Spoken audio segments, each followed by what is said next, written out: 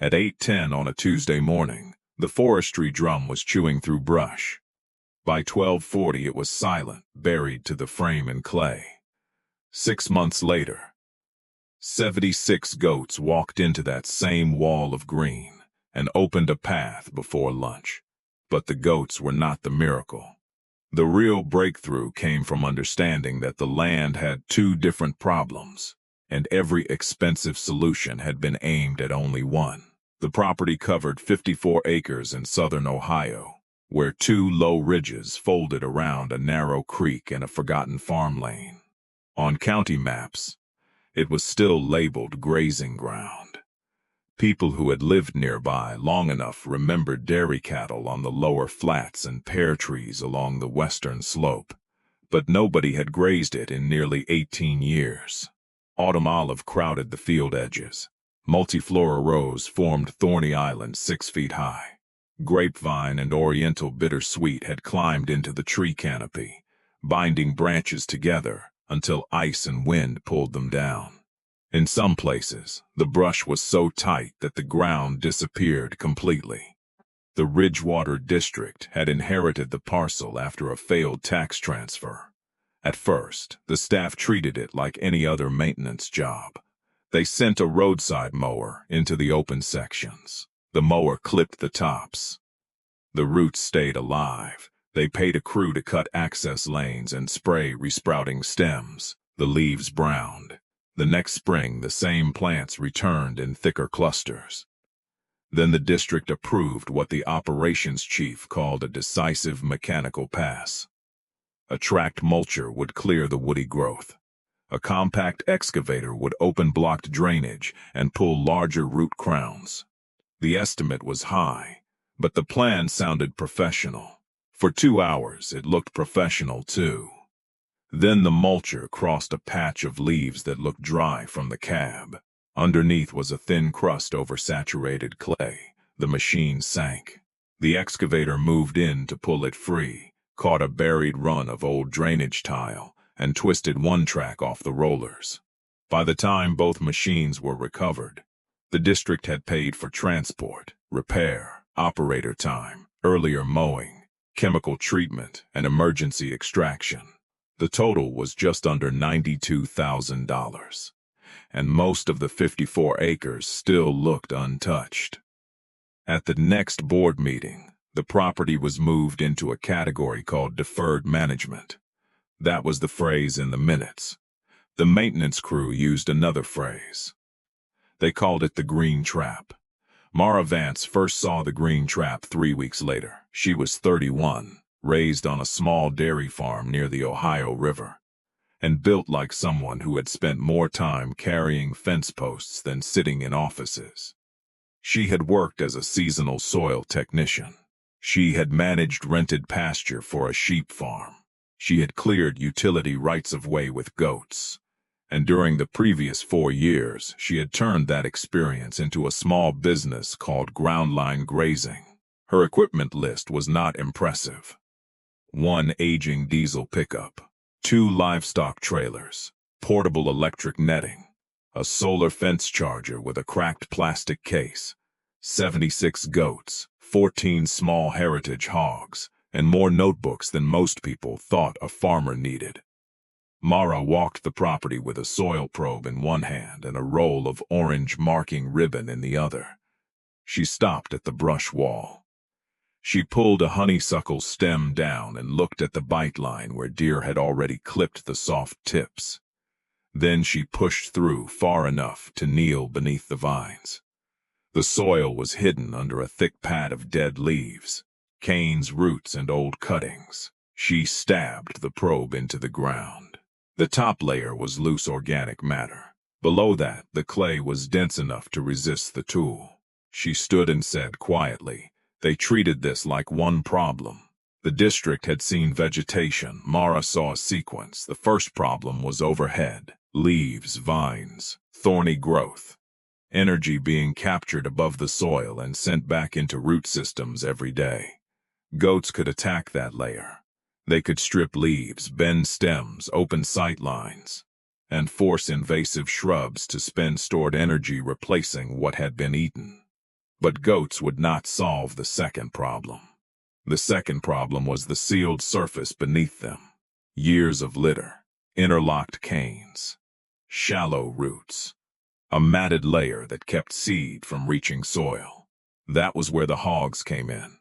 Not because hogs were smarter than machines, not because they were harmless.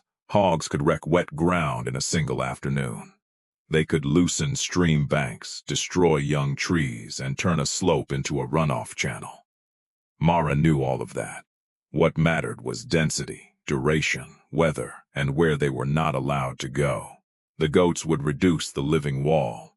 The hogs would work only selected flat sections after the goats moved.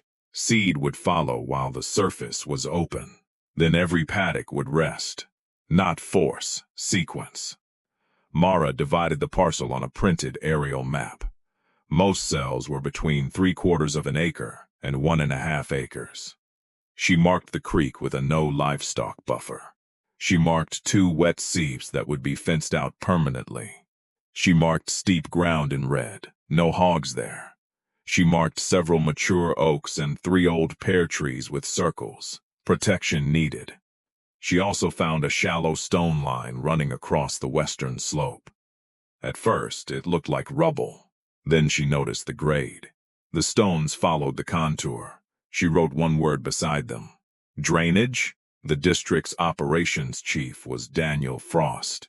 Daniel had spent 26 years managing roads, culverts, storm damage, illegal dumping, and contractors who always seemed more confident before a job than after it. He listened to Mara's proposal with the patience of a man waiting for the difficult part. Goats first, hogs second, but only on suitable ground. Seed immediately behind them. Daily fence checks, moisture limits, slope limits, photo points, exit conditions for every paddock. When she finished, Daniel tapped the page with one finger. So your answer to a 54-acre maintenance problem is goats and pigs. My answer is controlled grazing, selective soil disturbance, and immediate cover. He looked at her. That is a longer way to say goats and pigs. Mara did not smile. It's a shorter way to say the animals are tools, not the plan. Daniel asked about escapes. She showed him the double fence design near the road. He asked about the creek. She showed him the buffer. He asked about erosion.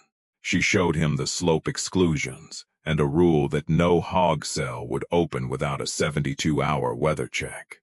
Daniel leaned back. And when the weather report is wrong, then the inspection has to be better than the forecast. He closed the folder. The district had procurement rules, public liability, insurance requirements, and a board that had already spent nearly $92,000 on the property. All of that mattered. Then Daniel said the line that ended the meeting. We are not asking taxpayers to fund a barnyard experiment after professional equipment already failed. Mara looked through the office window toward the maintenance yard. The disabled excavator was still parked behind the fence. Professional equipment did not fail, she said. The plan failed. That answer did not get her a contract, but it showed her what she needed. Not another explanation. Proof, built somewhere the district could not lose. Across the county road, a 14-acre parcel belonged to Dr. Lena Ortiz, a retired veterinarian who had spent 7 years trying to restore native forage and pollinator habitat on an old hillside farm. Volunteer crews cut brush twice a year. The brush returned. Lena had paid for 1 round of stump treatment. New shoots emerged around the dead centers. When Mara showed her the grazing plan, Lena asked only 3 questions. How would the creek be protected?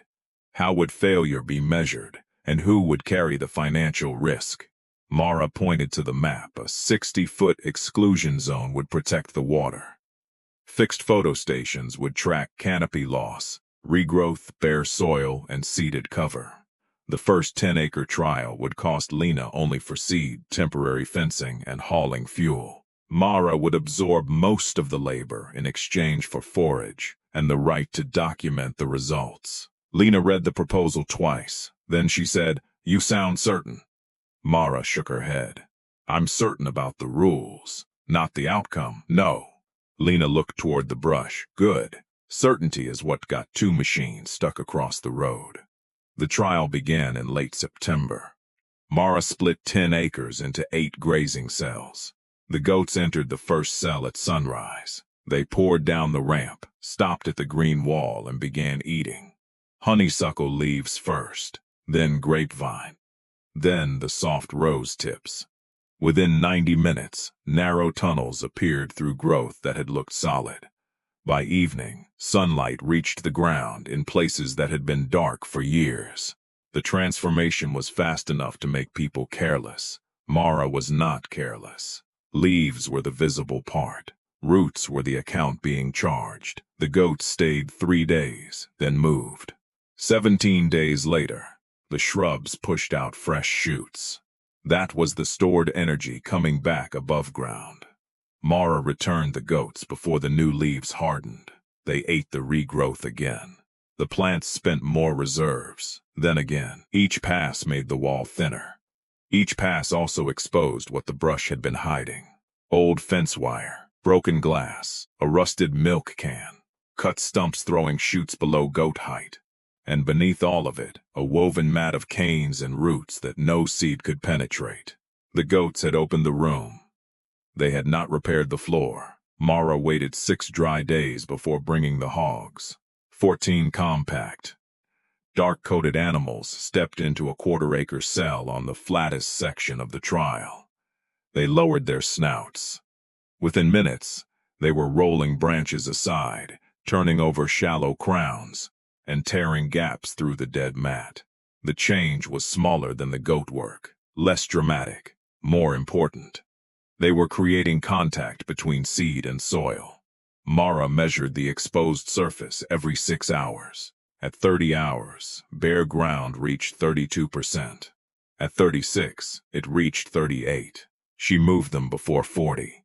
Then she spread a mix of annual rye for quick cover, red clover for short-term competition, Virginia wild rye, switchgrass in selected openings, and several native forbs chosen for the soil. A light rain arrived that night. 3 weeks later, green threads covered the disturbed patches. Not everywhere, but enough to show the sequence could work. Goats reduced the canopy. Hogs opened the surface. Seed occupied the space before the invasive plants could take all of it back. The photographs traveled quickly. One image showed a goat standing on its hind legs, pulling grapevine from a bent sapling. Another showed hogs working through a black mat of roots. A third showed new cover behind a line of portable fence. The regional paper ran a weekend story under the headline, "Hooves Take on the Green Trap." Daniel Frost declined to comment, but someone saw his county truck parked at the road twice that month. By the end of the first rotation, the results were uneven and promising. In cells browsed twice, invasive leaf cover had dropped from roughly 88% to 31%. In hog-worked cells seeded within 12 hours, ground cover reached 68% after 6 weeks. One rocky cell produced almost no useful hog disturbance. Another stayed too wet, so Mara never opened it. That restraint mattered. The method was working because every acre was not being treated the same. Then came the photograph that almost ended it. The forecast called for a narrow band of rain. Mara had checked the radar. She had checked the moisture reading. She opened one hog cell on a gentle lower slope that looked firm beneath the litter. The animals stayed 28 hours. When she moved them, exposed soil was just under 40%, still inside her limit. Then the storm stalled over the ridge. More than 3.5 inches fell overnight. By morning, water had found a weak line through the new disturbance. A brown channel ran 24 feet downhill before flattening inside the grass buffer. It never reached the creek. The exclusion zone held. But the picture did not show the buffer. It showed torn ground, muddy water, and 3 hoofprints beside the channel. By noon, it was online. The caption read, This is what natural restoration looks like when nobody wants to pay for real work. The district received calls even though the trial was not on district land. Lena's board received emails. One local contractor sent the photograph to every board member with a single sentence. Still think pigs are cheaper. Mara was already in the cell when Lena called. She had measured the channel, photographed the outlet, checked the creek, tested the soil. The ground had been softer below the litter than her probe readings showed. The storm had been heavier than forecast, and the hogs had stayed too long for that soil, even though they had stayed inside the written time limit. At the emergency meeting, Mara put the photograph on the screen before anyone else could. "This cell failed," she said. Nobody interrupted. She showed the buffer below it. She showed the creek water still clear. She showed the measurements. Then she showed the rule that had not been strict enough. One board member asked whether the hogs should be removed from the project. Mara said, "From slopes like this? Yes. From the whole project? No." Daniel was sitting in the back row. He folded his arms. "So the system failed." Mara looked at the photograph. "No, the rule failed." Daniel shook his head. "That sounds convenient." Mara faced him. "If a machine sinks in clay, you do not ban engines. You stop pretending dry leaves tell you what is underneath." She pointed to the channel. "I used time as the limit. I should have used soil response as the limit." That was the difference between defending the idea and learning from the land. Mara rewrote the operating rules that night. No hogs on slopes above 5%. No hog entry when heavy rain was possible within 96 hours. No cell opened without 2 moisture readings at different depths. Automatic exit at 35% exposed soil on clay-heavy ground.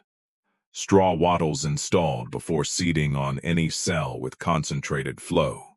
Independent monthly review by an extension agronomist. And a new rule that overrode all the others. If the ground behaved differently than the plan predicted, the ground won. The damaged channel was reshaped by hand. The cell was reseeded. Straw and jute held the surface. Within 7 weeks, roots stitched the soil back together. By spring, the channel was visible only as a shallow change in the grass. The photograph remained online.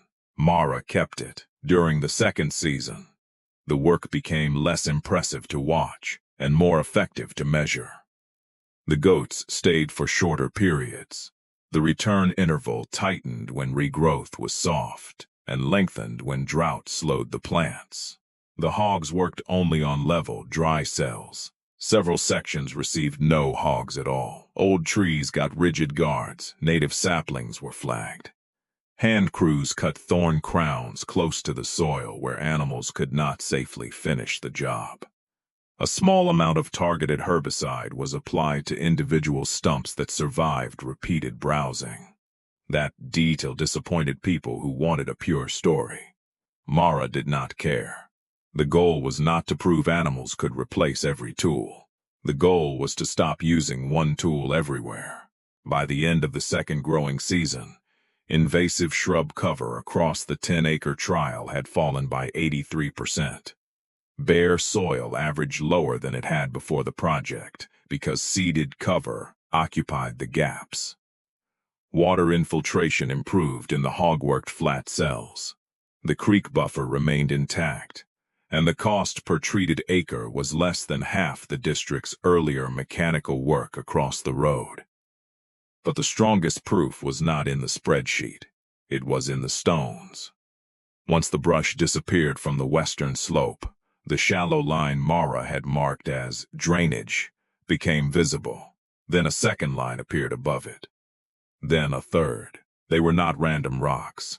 They were hand-laid contour drains, built to slow water and spread it across the hill. Beyond them, volunteers found 9 surviving pear trees and the remains of more than 30 planting holes in careful rows. An 84-year-old neighbor named Harold Wynn recognized the pattern. His mother had picked fruit there as a girl. The slope had once held a small pear and chestnut orchard. The farm family had built the stone drains before the Second World War, because they understood where runoff cut the clay.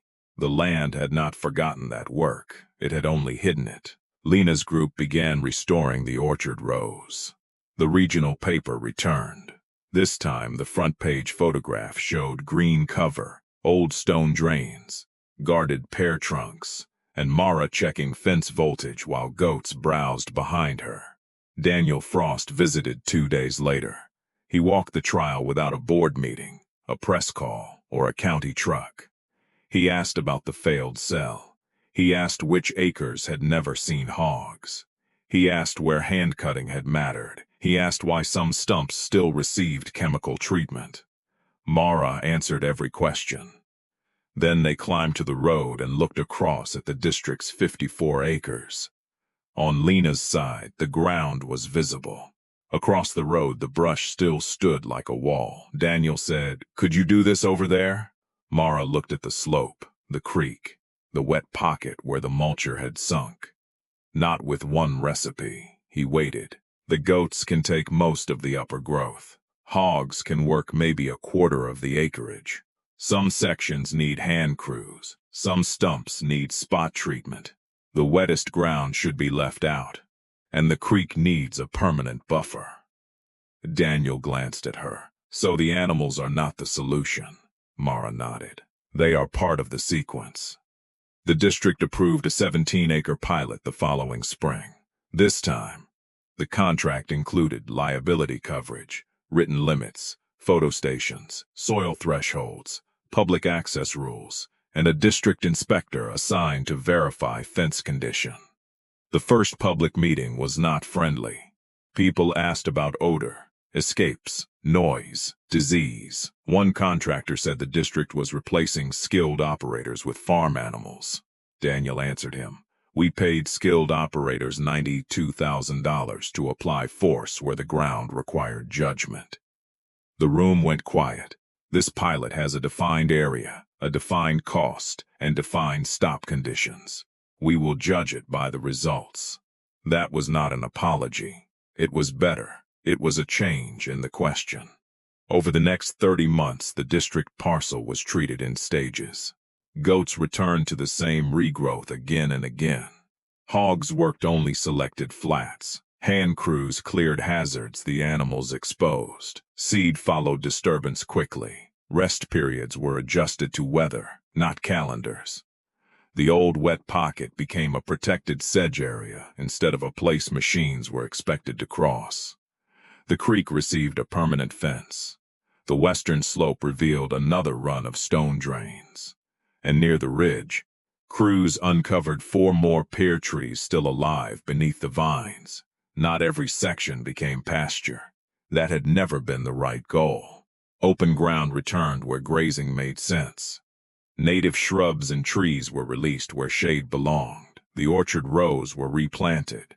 A walking path followed the contour stones. 3 years after the pilot began, the parcel was removed from deferred management. It became a public demonstration site for managed grazing, silvopasture, invasive control, and watershed protection. Mara's business grew. She hired 3 people. She added a second goat herd. She started training landowners and conservation crews to use hogs without turning disturbance into damage. And in every workshop she showed the same image first. Not the goats opening the brush, not the green cover, not the restored orchard, the muddy channel. She would let the room look at it for a few seconds. Then she would say, "This is what happens when people fall in love with a tool and stop reading the ground." Years later, a 20-year-old apprentice named Eli joined her crew. He studied regenerative agriculture at a nearby technical college and carried a weather meter clipped to his belt. One afternoon, while the goats rested beneath the restored pear trees, Eli proposed adding mobile chicken tractors behind the hog cells. The birds could spread manure, break apart concentrated organic matter, eat fly larvae, maybe reduce labor. Mara asked how many birds. He had a number. She asked how long they would stay. He had a rotation. She asked about predators. He had a fence plan. Then she asked what happened if the clay stayed wet. Eli looked toward the old storm channel, now covered in grass. He opened his notebook. Across the field, goats were stripping leaves from plants that machines had failed to reach. On a dry flat below them, hogs were opening a small section of root mat that had already passed slope, moisture, and runoff checks. Beyond the fence, pear trees stood in rows that had been invisible for almost 2 decades. The goats handled what everyone could see. The hogs exposed what everyone had ignored, but the animals were never the real answer. The answer was sequence. The land did not care whether the tool had an engine, a hoof, or a snout. It responded to pressure, timing, water, roots, cover, and rest. The machines had tried to overpower the ground. Mara's system learned to listen to it, and that was why the green trap finally opened, one measured paddock at a time.